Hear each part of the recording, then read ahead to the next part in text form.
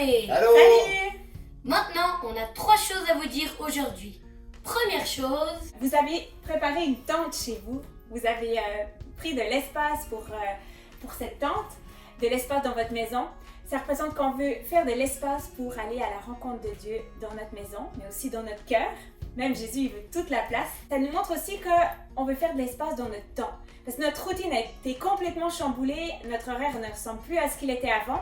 Certains continuent à travailler, d'autres sont à la maison, mais il y a quelque chose qui a changé ces dernières semaines. Et dans tout cela, qu'est-ce qu'on fait de notre temps? Qu'est-ce qu'on fait de notre temps en plus? On s'est rendu compte que ça passe vite, les journées passent vite pareil, mais on veut prendre du temps avec Dieu. Puis cette tente nous rappelle, ah oui, on veut prendre du temps. Un ami qui m'a partagé une image que j'étais au téléphone avec lui, il disait « Ah ben en fait vous prenez du temps dans l'attente ».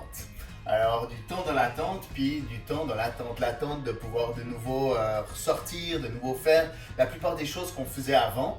Mais on espère que ce temps de confinement nous aura transformés aussi, que Dieu aura pu nous transformer et puis qu'on sera plus comme avant après. Mais pour ça, ça prend du temps dans l'attente. Donc ne nous laissons pas voler ce temps par d'autres activités, par remplir notre temps. On a du temps qui est libéré, prenons du temps dans l'attente. deuxième chose, On a pensé à un psaume que vous pourriez lire dans votre tente. Alors les enfants plus grands peuvent lire tout seuls. Les enfants plus petits, prenez un temps en tribu, lisez un verset à la fois. Donc le psaume qu'on a pensé, c'est le psaume 91. En Amérique du Nord, le numéro d'appel d'urgence, c'est le 911.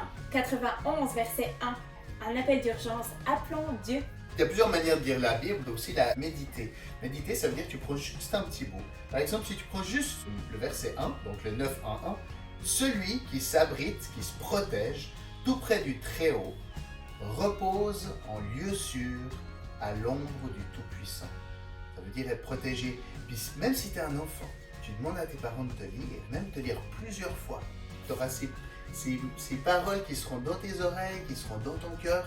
Puis tu peux aller dans la tente, et puis tu peux parler à Dieu, tu lui dis, Saint-Esprit, c'est le Saint-Esprit qui nous parle, révèle-moi ce que ça veut dire, que je puisse y croire avec mon cœur, pas juste l'entendre, mais que je puisse croire que tu me protèges, que je puisse croire que je peux m'abriter en tout temps, que tu me protèges tout le temps. C'est ça méditer, c'est que quand ce qu'on entend finalement on commence à le croire parce que ça descend profond dans nos cœurs.